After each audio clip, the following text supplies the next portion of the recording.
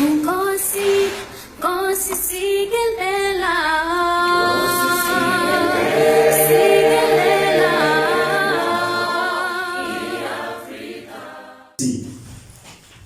Welcome to Radical Conversations. We meet again after some times, and I hope that you're well, and I hope everything has been doing very well. That is a beautiful day, I must say. It is. Thank you very much, and good evening, I think, to the people that are going to watch this. Remember, those that are watching us from other countries, it could be day, it could be so. Yeah. That's why I would then avoid to say morning, afternoon, whatever. But so we set the tone, we raised a number of issues, and other podcasters are now beginning to raise some of the things that we spoke about. Sure. An example at hand would be the issue of Floyd. Sure. Ziyakhala. It will not stop. What will happen? What is the future of Floyd Shivambu?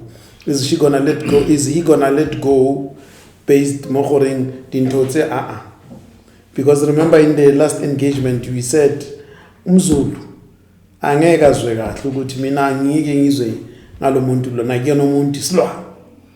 Sure. And people said, when we said that, people said we are tribalistic. Yes. We're not. We're realistic. The best scenario for Floyd, because he's not going back to the EFF, not unless Julius sits down or somebody sits him down and say, you can't be behaving this way. We'll talk one day or even today when we have time to talk about Julius and his behavior. But for Floyd, if he walks out of MK now, the only option is to go back to the ANC and be seen by others to have found it cold outside the ANC. Can he afford? Because that's what the ANC will say. Balula would be ecstatic and happy. He can't wait. Sure. If you know the saying that says in politics there are no permanent enemies and there are no permanent friends. True. Our politicians are at a level where they do not have self-respect. So going to the ANC, he's not going to see it as anything degrading or downgrading him. No. They've got no respect for So you are then indirectly saying these people are careerists. They are careerists of note in any way. Let's be honest. If the post of SG in MK wasn't a position where you get a salary, do you think Floyd would have taken it for the good of MK? No, I mean he was a member of he was an MP. Yeah, he was a with member a salary. of parliament. So yes. So there's no way that he could go unless the pastures are greener. Even if the pastures are not greener, the position of an SG in politics is a very serious position. Yes. You control a lot of things. Now he arrived. I always say to people, the SG is more powerful than the president because he deploys the president. Yes. The SG is more powerful than the Treasurer General when it comes to control of finances. Actually, to be honest with you, the Treasurer General of any political party, his job is to make sure that books are audited and keep records. He is not saying anything. He sets the agenda. Yeah, the guy who sets the agenda is the SG. The SG. Now, here's the challenge with Floyd. As an SG, we measure your influence at when we compare you to the president of the party. Can Floyd actually instruct Zuma to toe the line? It can never happen. It will never happen. The way It will never happen. What does that make Floyd? Floyd, and we are saying this with respect to Floyd and his credentials, but we're saying Floyd has turned himself into a garden boy of a very influential politician. Very influential. The only politician that I know. Are we to say very influential in terms of idea or very popular politician? Maybe influential is a different word. Very popular.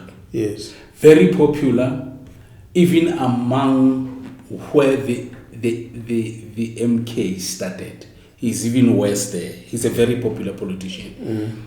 Not only popular, but a very cunning politician who knows how to keep power, even when he's out of power. He knows how to keep power.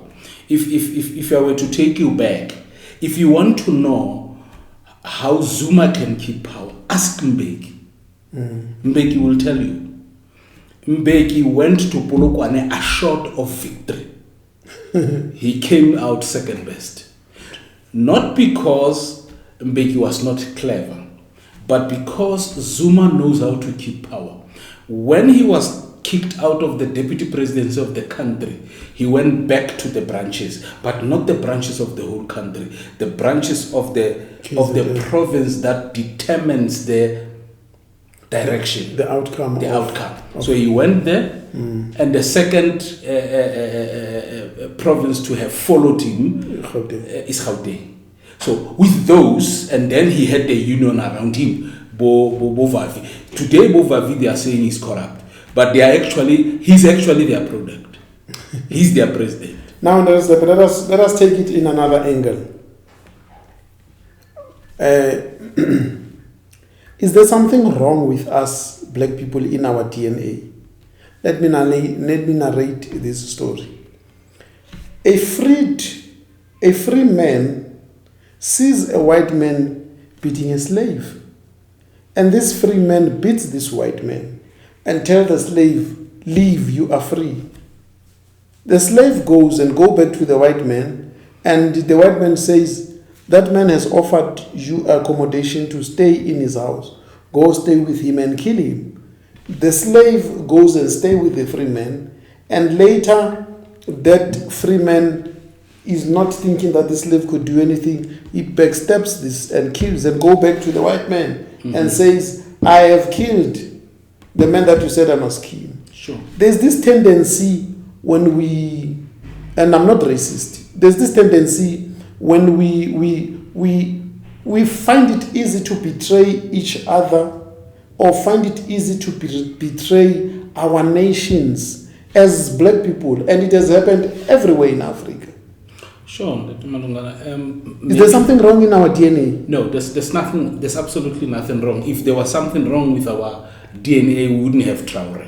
So there's nothing wrong with our DNA. One day we'll talk about Traore. No, there's nothing wrong with our DNA. Okay. Our DNA is okay. We wouldn't have Lumumba. We wouldn't have Steve Biko. We wouldn't have Sobukwe. We wouldn't have them.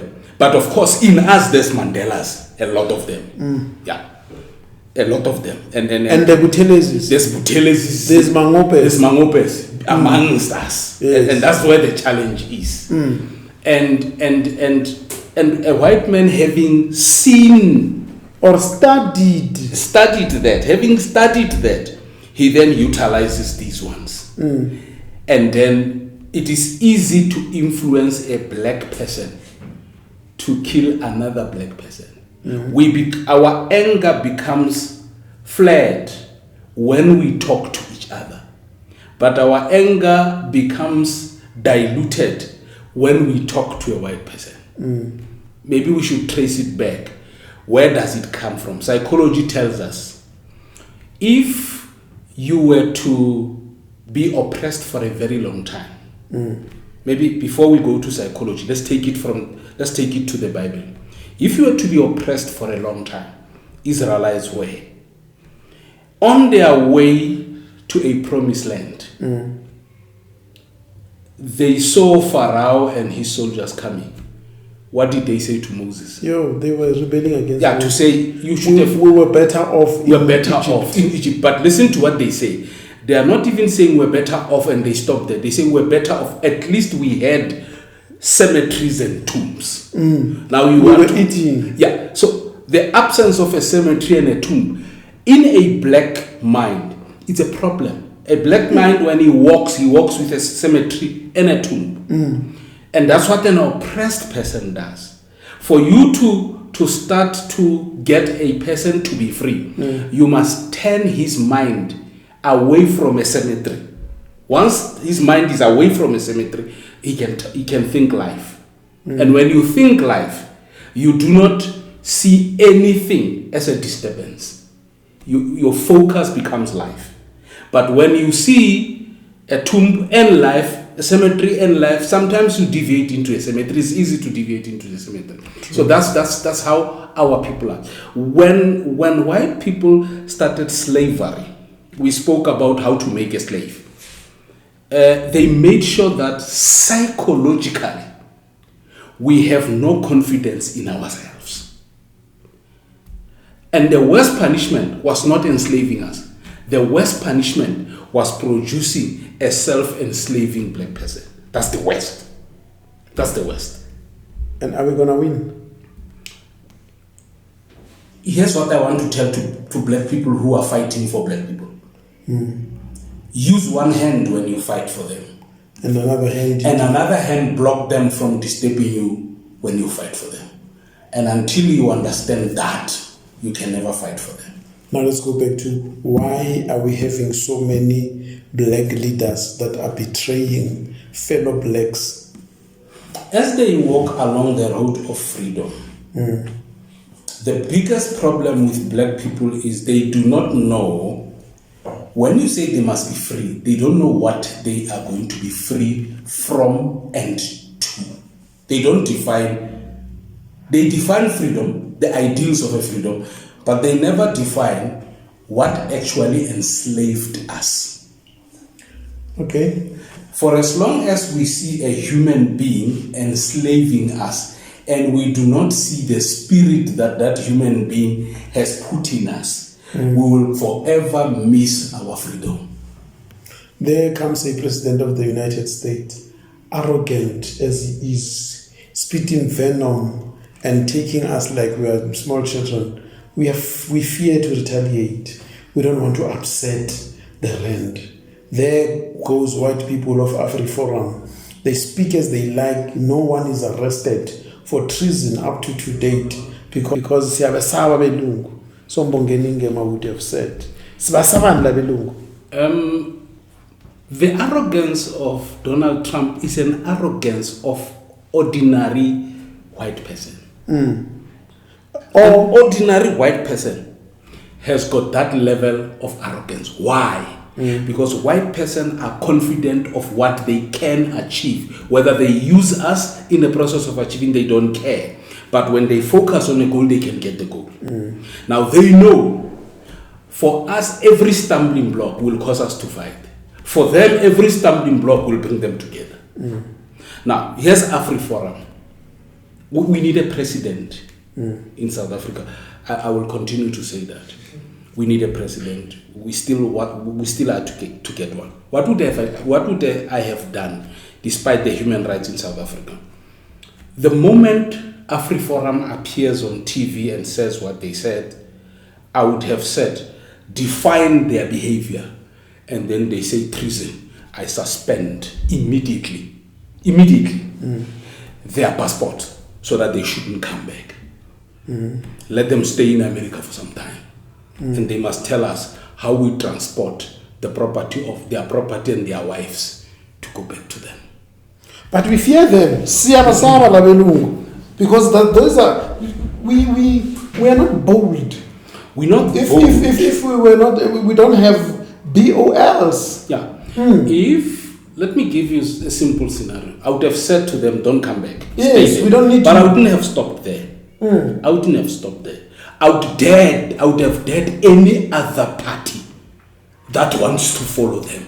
I would do the same. Do you think that no one would have shaken? Do you think that in the current leaders in our country, we have people like that? We don't have. Ibrahim Rasool gets kicked out. Right? He gets kicked out. We don't kick out the American ambassador. There's no American ambassador. He's yet to arrive. But let me tell you the bad news. The bad news is he can arrive tomorrow and Ramaphosa is going to accept his credentials. That's how bad we are. And they will say to you, it's diplomatic protocols. And I'm saying when diplomacy does not work, arrogance must kick in. These guys are bullies. These guys are bullies.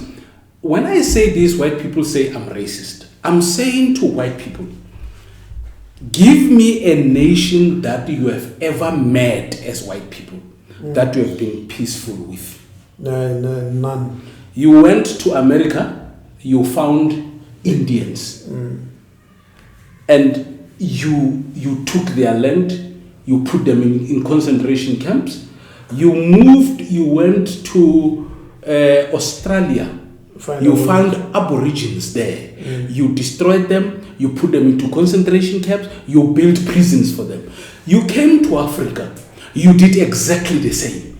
You went back to Europe, you fought among yourselves, you killed each other. Now what has happened that blacks are killing each other? We are now taking the image and the likeness of our oppressor. He has oppressed us too long. He has given us what built his DNA. His DNA is built by war. A white man does not know the meaning of the word peace. Not at all. In nature, when God was creating animals, there are domestic animals and there are wild animals. At times I tend to ask myself that there are normal humans and wild humans. Yes. So I'm of the opinion that these are wild human beings. They're supposed to be staying where they're supposed to stay in their caves and do what they're supposed to do because they are behaving so wild. They cannot dispute the fact that their behavior is worrying.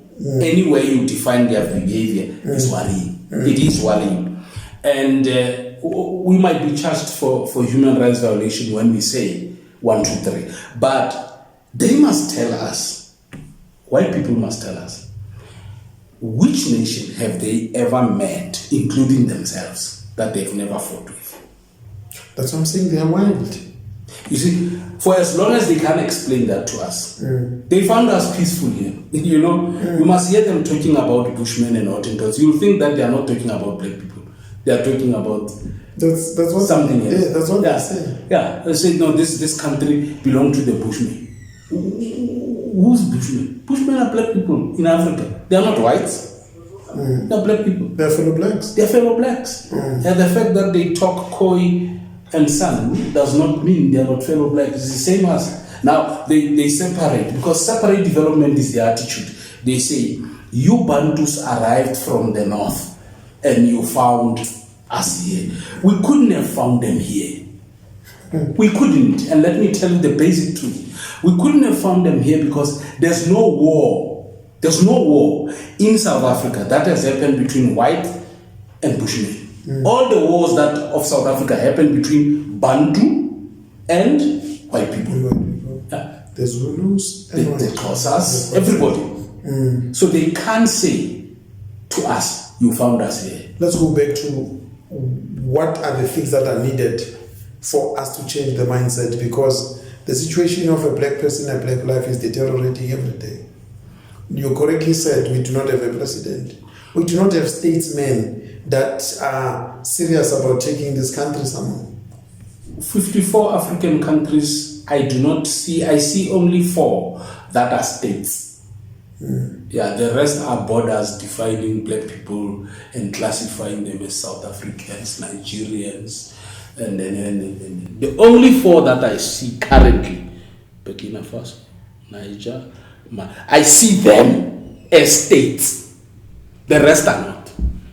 But remember also, Burkina Faso, there was a coup and Traoré is yet to be elected democratic. If a coup produces Traoré, you think we must stay with democracy and it produces Ramaphosa? Is that what you think? No, I'm saying they must go the route of Rwanda. If there's a coup and it produces Traoré, let's have it everywhere. Let's have it everywhere, because then we will start to think as Africans. It's like next to us here, it's a Chinese mine. Sure. That is mining gold and is not selling its gold, it's putting it on reserves. And we are sitting and doing nothing with all these minerals, no beneficiations. You understand why I say let's have Traorés everywhere?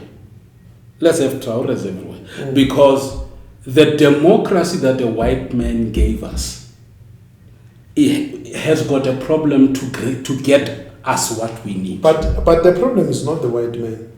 The problem is us seeking validation from the white man. Of course, if the white man didn't exist, we would not seek validation. But we seek validation because But we can self-validate. We can self-validate. Do we even need validation? We don't. That is why I'm saying that is like our biggest problem as a people is that we seek validation from America, we seek validation from England and Britain, and that is what is creating problems. Let's take Putin in Russia. Mm-hmm. If the Russians are happy and Russia is progressing, so what? Let me show you the democracy of Russia. Putin wins by 97%. Does he have opposition? And then we call him a dictator. Because white people say to us, the West say to us, he's a dictator. In South Africa, a president is a president with 40%. He's still called a president. 40%. The other one has got 97%, he's called a dictator. He's not a dictator. He's not a dictator. If the people of Russia feel that our president deserves, let's hold election now in Burkina Faso. Who do you think, and Traore runs, who do you think they're going to elect with what percentage? Traore. He will get 100%. Even the opposition politicians are going to vote for him because they see where he's taking. But it is because he's deliberate and he has a vision. Sure. What's wrong with our leaders to begin to think like that? But you gave an answer. You said he's got a vision. Does Ramaphosa have a vision? Yes, he's pushing the Rupert vision. Yeah, so it's not his vision. Yeah, it's not his vision. Let's be honest. Let's be honest and be brutal to the ANC people. They know how Ramaphosa became the Secretary General of the ANC. Not any leader of the ANC knew who Ramaphosa was, including Oliver Tambo. Now, if white people could infiltrate the ANC to the level that they decide who is their Secretary General, is the ANC still a black party? I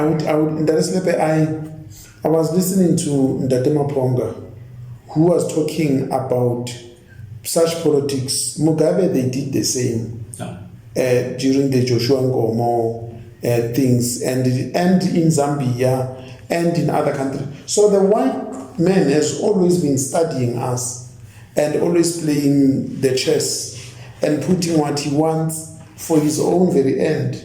And we seems like not getting it. Why? We are a product of whiteness. It's until we define ourselves outside whiteness, we're going to have a problem. Let's take the basic thing. How is our education system? Does it produce a cadre that is patriotic to South Africa? No. It produces a cadre that is self-critical of some. Now, right? You have Human Rights Commission. Where blacks don't have water, they are quiet. And a guy comes on a platform like us, he says white people are animals, and the Human Rights Commission reacts. The Human Rights Commission kept quiet when somebody was put into a coffin alive. They kept quiet. When white people turned over a police buggy in Free State and they jump on top of it, the human rights keep quiet. Something is wrong. Something is wrong. And the Human Rights Commission, I think 95%, if not 100% of their commissioners are black. But sometimes that is like it is the deliberately made system. Sure. This tendency of outsourcing decision making, seeking advice from people that are thinking ahead of us, it's a problem. Let me make an example. The creation of townships with those small yards and whatever, you'll get who recommends or who draws town planning. It's white companies. Now these white companies, they become deliberate in doing what they would do. So even us, the system is failing because the laws that have been put have been made to drag and drag forever. And as a result, let's take the land claim. It will never end. No, it will never end. Let me tell you why. Black people have outsourced their brains. Let me repeat. Does it include you? You'll decide. But black people have outsourced their brains. Right? Because for us to be able to think and produce a discussion document, we must quote Van der Merwe and Botha. We can't produce a document, even at master's level, even at PhD level. We can't produce. Go and ask Ndlozi, who are his references? Your Fernons. You can, if you go to Fanon, at least you have gone to an Algerian. It's not bad. If you go to Khalid Mohammed, at least you have gone. If you go to Malcolm X, at least you have gone to a black person. There's a number of those authors that you can go to. Amos Wilson, you can go to them. At least you are quoting a black person. I still want to know a PhD where only black people were quoted as references and as authorities. Remember, the problem also would be the one that will be marking your thesis will be white. Will make you fail because you must reference the master. Sure. And that is why there is a professor that left the University of Free State. And he had to go to University of Zululand. Why? Because when he taught history in political science, they didn't like what he was saying. Until Was that Professor Johnson? No. There's a doctor. I'll give you a name. It just slipped my mind. But he was dismissed from University of Free State because they didn't like his subject matter. Now, for as long as universities are allowed, don't we have a minister of higher education? When does he intervene? No, these higher educations are free. They are free. That is why I'm saying one of the biggest problems is we tend to be controlled by the system they have created. They've given us political power, but they are controlling the system from somewhere. And as a result, there's nothing that we can do. Let's make it proper to black people. Even the political power we claim we don't have. We don't have. A guy who has got the political power can change a street without political science. He can change a street. Can we? Can we change a street can we change a town, Bothaville, the village of Botha? Can we change Viljoen's crown, the crown of Viljoen? We can't. Why? Because we name our township Joburg. The place of Joburg. We are continuing. We don't see anything. Klerksdorp.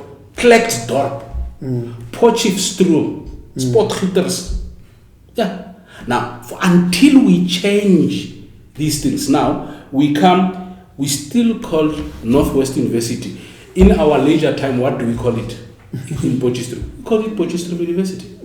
Yeah. So I'm saying, if you have political power, with the constitution that we have, you still do not have a political power. But it's you that agreed to these constitutions that is making things to be the way they are. I'm saying, I agree with what you're saying. I'm saying, during Mbeki's time, where he had more than 2/3 majority, a lot of things could have changed. Who did you expect to change? A lot of things. Him. When you say him, he was making us hymns and recitations, and it was nice. Did you think in your wildest dream that Mbeki would change anything? No, we wouldn't. Maybe if I quote what he said, it will tell you where Mbeki is. Not only him, including his brother Moeletsi Mbeki. He says, according to the ANC, if we take land from people here in South Africa, who are our people according to the ANC? And then according to the ANC, our people are everybody who lives in South Africa, black and white. Now, when land is owned by white people, it is still owned by South Africans. What is our complaint? That's what he's saying. What is our complaint?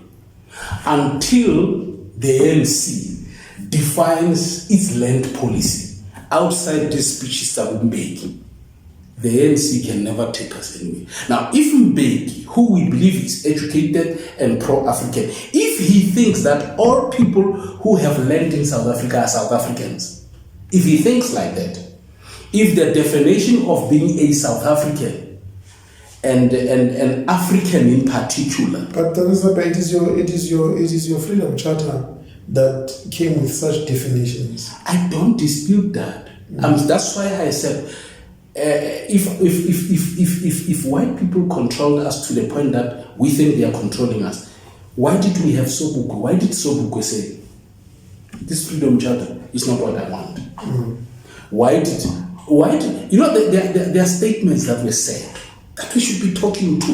One of them is, apartheid saves its people.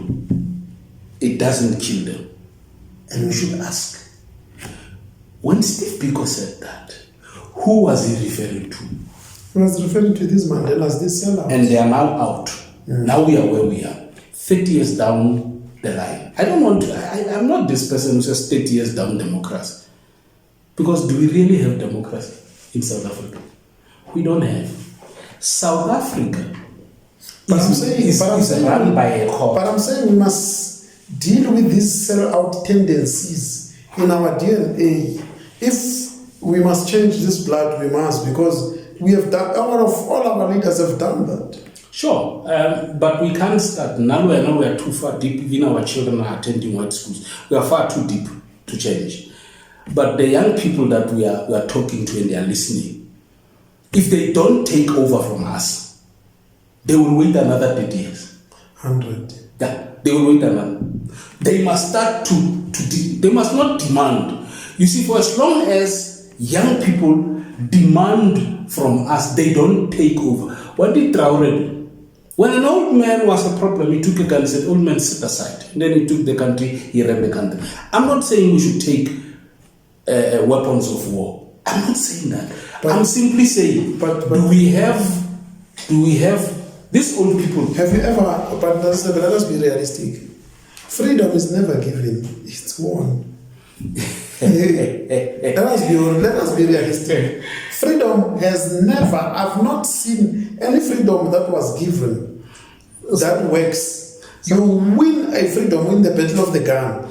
And when somebody surrenders, it's when that you begin to change laws. Sure, yes. I agree with you 100%. That freedom of a nation cannot be won through the goodwill of the one that oppressed them. It can't happen. And in our country, we call it a miracle. We call it a rainbow miracle. I'm saying the miracle is yet to happen. There's never been a miracle. Yeah. There was never transition. Let's forget transition. There was a black president, they still won. Ne? But there's never been political power. I've given you a simple way of defining political power. Change the street without consulting anybody. It will never happen. The master must agree first. They'll take you to court.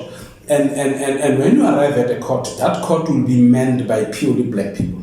And black people will tell you but the changing of the street without consulting the people who did not consult you to change the street. The changing of that street is unconstitutional.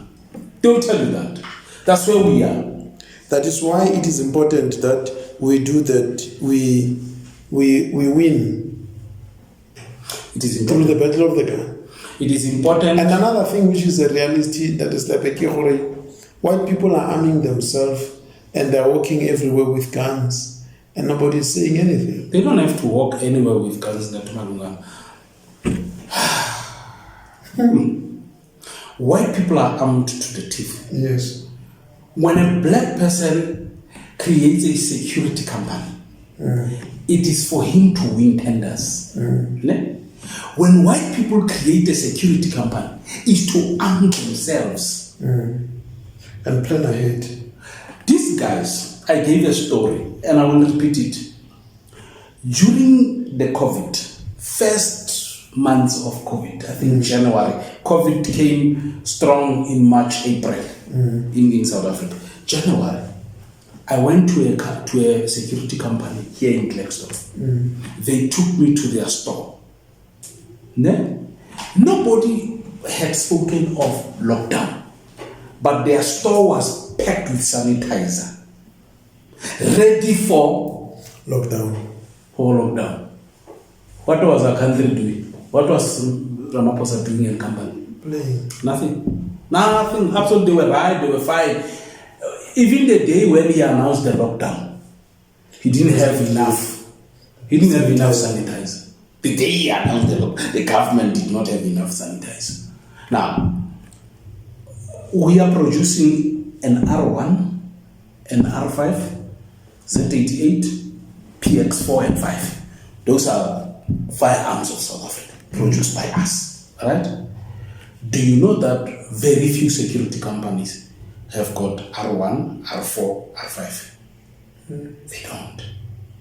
They have M16. It's an American firearm. How they get license from the police is something else, but they have. When you walk into a security company of a white security company, you find a room bigger than this, lined with firearms and ammunition. And Rona, we think we are clever. We come, we close the road, we think we are in charge. They will finish us before the end of the day. We'll be finished. So, when we enter into a security company, blacks have to be deliberate. But who's issuing SIRA for us? It's government. SIRA license, security license, is issued by SIRA. SIRA is a government institution. The same question that I'm asking about SIRA, I'm asking about immigration. To say, the minister, forget Macpherson, that one is not a minister. The real minister of Home Affairs, Motsoaledi, who was asking the right questions. If you were to ask Motsoaledi, to say, Motsoaledi, you have given people, how many people did you give asylum? He will give you a number, say, where are those people that you gave asylum? That's when you talk about the security of the country. Where are the people that you gave asylum? I don't have their addresses. So you give people asylum because there's a war in their country. After you don't follow them. Now they come here, they are 60. Who said they can't organize an army? While I was asking them, there was an army in Mpumalanga that was organized. There was an army in Mpumalanga. I asked those questions 2 years before the army. Government did absolutely nothing. Now let's go back to why clever blacks like me and you, if we are to be defined as clever, are not organizing things like that, so as we foresee things that the white people are doing, and we are now doing the same on our side. When we organized union, how were our unions destabilized? By giving shares to the secretary generals of that in the mine, and the unions died their silent death. Now here's the problem with us. We may organize, but we are not patriotic enough to understand that when we organize security companies, for instance, to counter what we are having, can somebody not... Rona security company, the black guys that are robbing ATMs will come and rob the firearms, but they don't rob CSS. That is what when we started, I said, what is wrong in our DNA? We find it easy to kill as a free slave, but we'll never kill the master.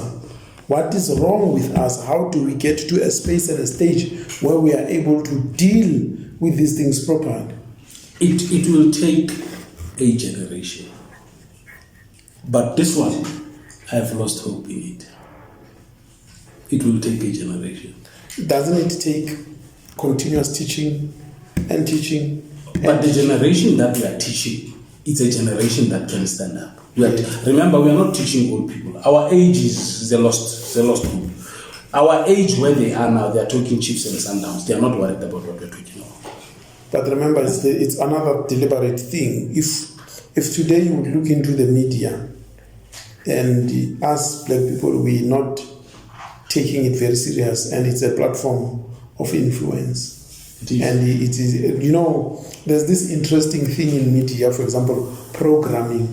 In radio, there's what is called programming. Sure. Then, when you listen to the programming, you can clearly say, oh, this is how you program people. TV programming. So programming is what becomes a problem. It's a problem. We have been programmed, but we are a generation that needs to deal with this brainwash and reteach things the new way. Sure. Me and you, we talked about what the Bible says. And what did we say? We shared a WhatsApp and we laughed about it. It appeared to be a joke. What did it say? But it's a reality. The reality is that when you are taught to close your eyes and when you open them, you don't have land. And when you want to create heaven on earth, where the kingdom must come, you are told that your heaven is in heaven. It's in the sky. Then we have a problem. We should be starting at an organized place because churches are already organized. But do we have the right people? But churches are infiltrated. And remember, it is church that was used by your Leopardo and your popes to be where they are. I agree. And they still own them. I agree, but the church is a nice place because it allows you to talk and then go. You know how Jesus influenced? He went into a synagogue, he spoke, and then he left. And when he left, everybody in the synagogue started to fight among themselves. He had left. And that's what the church needs. You go there, you teach transformation. One Sunday, you walk away. The pastor can't handle the people because the people want to know the truth. Because I can tell you, there's a gap in the church between the truth and what the pastors want people to know. The day we teach them the truth, these people will move. Unfortunately, not all of them. Because our generation, we have reached a ceiling. It's only some of us that are still ready to accept information. Once you study, you reach a master's level, you don't accept information. Oh, so whatever that comes, we are fed. We can't process. We can't process. One of the things that we need to do at this level is to teach people to learn to unlearn what they have learned. It's a difficult process. So it means people must go back and delete some of the things that they were taught. Yes, and create a clean slate and come back as teachable people. Shift F12 delete. Shift F5 delete. It deletes everything. Yes. But for you to press those buttons, you must be brave. You must be brave. You must be ready to accept new information. We need to unlearn what people have been taught. Yeah, yesterday we were celebrating Freedom Day. And I was listening to a young man who says Sharpeville is not a massacre. And I say, so if you say Sharpeville is not a massacre, you are saying what? We remove the foundation. We replace it with what? With Sharpeville is free. We can't. Sharpeville is not yet free. Now, why do we call it Freedom Day? Because if we call it Sharpeville Day, it becomes uncomfortable for the master. If we call 16 December Dingan's Day, it becomes uncomfortable for the master. But it's what it's supposed to be called. That's what it's supposed. The 16th of December should be called Dingan's Day. Because that's when Dingan said Bulala Labatagati. And he didn't stop. He murdered a number of them. Right? Now, Sharpeville, our people were shot. Langa, our people were shot. Now we have changed that into Freedom Day. Why? We are diluting everything. Yeah, because even the media, when they talk about the pass law and the first people to be arrested for the pass law, they don't talk about Sobukwe. They even say, even Mandela bent down his pass.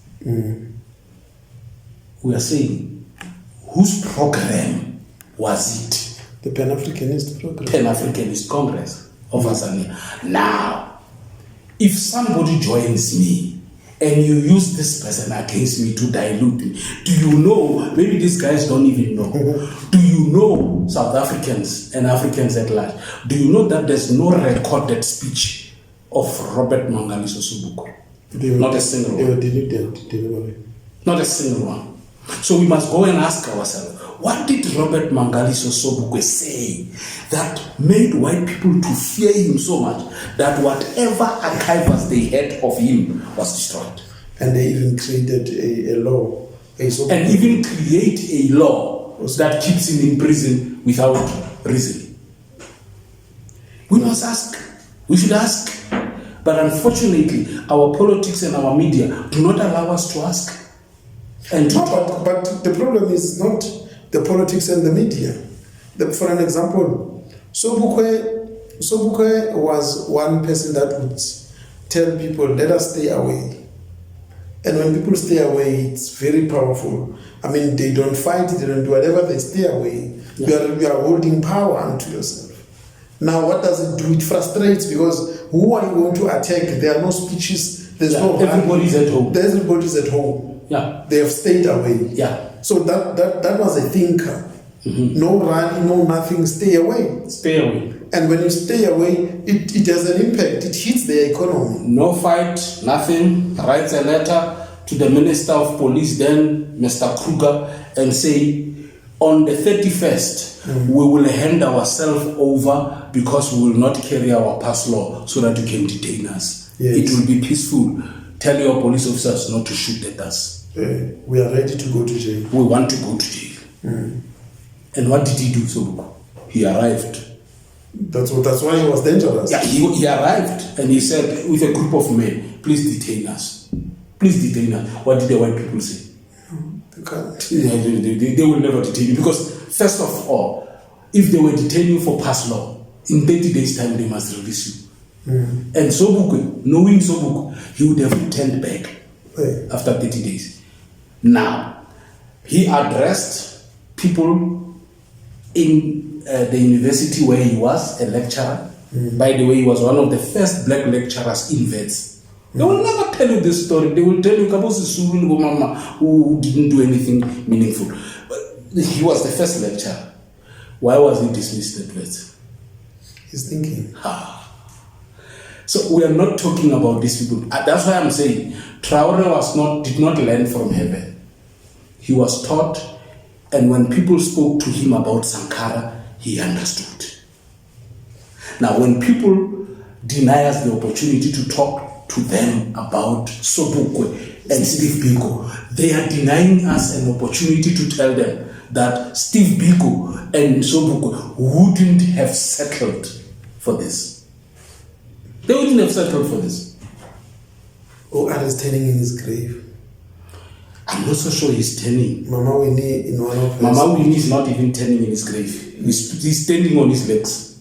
He's up in arms. In the last party, he was telling them that don't sell me to the DA.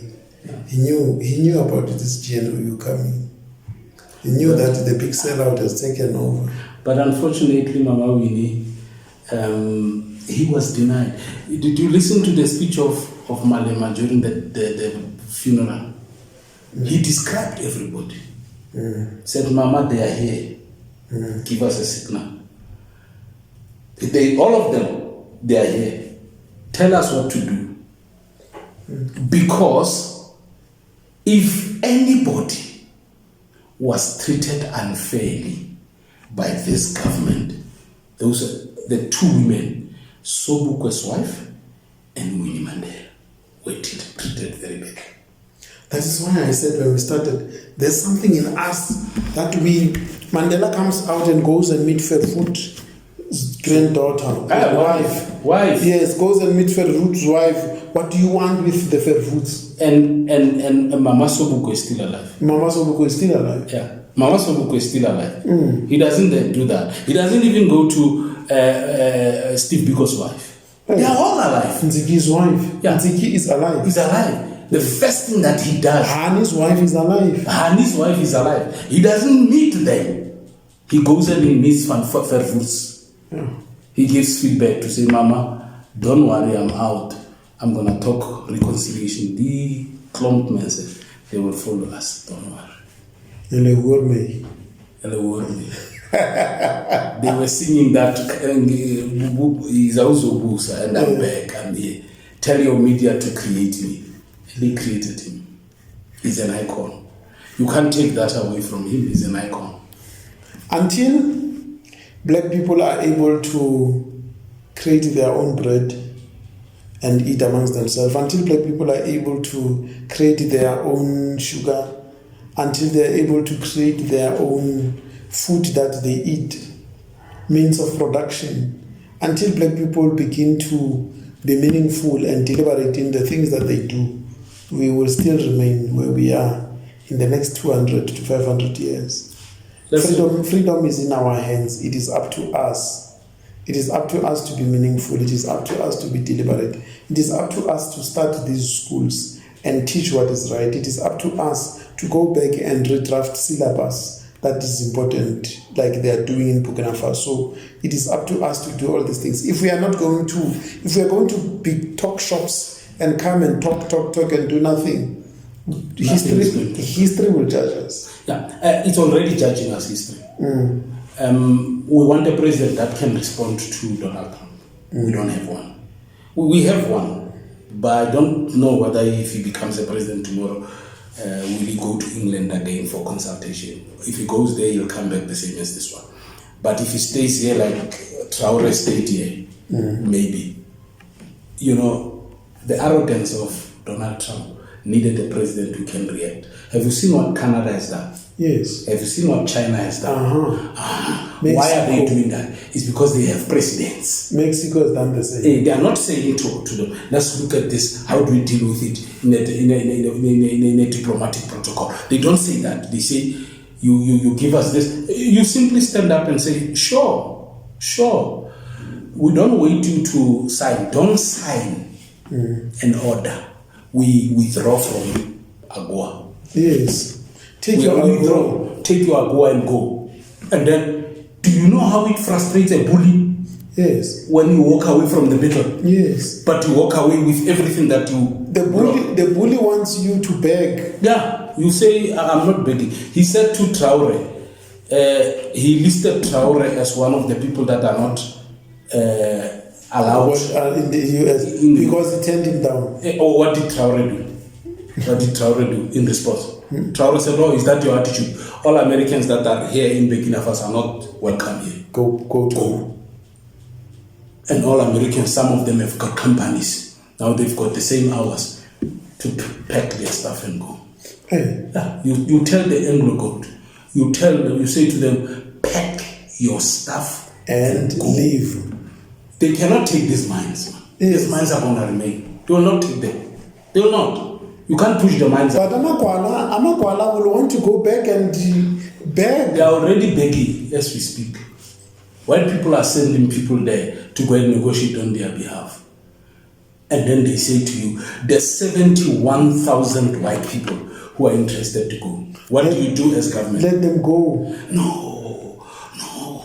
When you are a government in charge, you say, give me the list. Yes. They say, here's the list. You say, all these people, their citizenship revoked. Hey. Go now or face imprisonment. That's what a president does. But you're fearing, you can't even close down Urania. You can't even tell, Lamakwala. We are bad. We're bad. We need to not to pray. We need to talk better to Africans. We are very far. We need South African presidents and everybody else in cabinet to visit Burkina Faso and go and sleep there for a night and come back. Let them be influenced by him. He visited Ghana. He went to Ghana and he bought a place there where he's gonna deliver products. He bought a port in Ghana. Ghana went and bought a port in Burkina Faso. These are some of the things that the president of Ghana returned to Ghana and told the army of United States to vacate Ghana. Yes. And we need this thing to be in solidarity. So you do this to South Africa, we all withdraw from AGOA, take your AGOA and go. But we don't have presidents like that. It's a pity we also did not get an opportunity to even talk about DRC. There goes Chikesedi to ask for protection from America. How can you do that? And then what does Donald Trump do in retaliation? Says you ask for protection, yes, you are part of the people that are in the list of people that should not come to America. Now Tshisekedi is there. He's now frustrated to say, how can this man react like this? But that's a typical white man's response. Let us close this and say let us commit to continue this engagement and discussions. I would like us to take a microscope and talk on Mangosuthu Buthelezi. Sure. And without frustrating the Zulu people. Without frustrating I don't think we have the capacity to talk about Mangosuthu Buthelezi and talk the truth without frustrating Zulu people.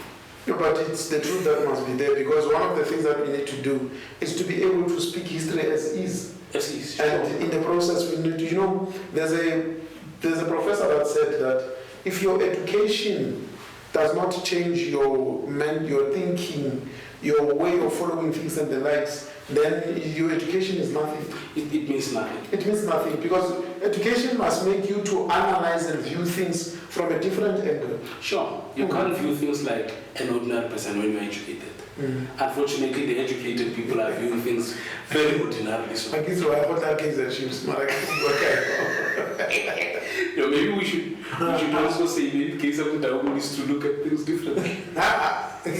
The fans wanted us to defend against the trips. By Dr. Rayana, here's a white coach that has played so many games. A loser. 22 games, 9 losses, 9 in keeping the Sure. Why do you blame Kaiser when you have such a president? Why do you blame Kaiser? Kaiser is following what the country says. He's doing it diplomatically. He's doing it different. Yeah, but doing it different. Yeah, but they are not talking. When Kaiser is with Motsepe and Koza, they talk about making money. They are not talking about turning the team around. Yeah. You see? But in any way, let us close it here and commit that we will make sure that every 2 weeks Theoretical conversations will be on. Sure. And we are going to microscope in Tatema Mobe and Tatema Buthelezi and be able to learn things that we can learn from Bona and be able to say what are the things that we must take home out of them and make sure that we do not have the same problems. Sure. We can do that. Thank you.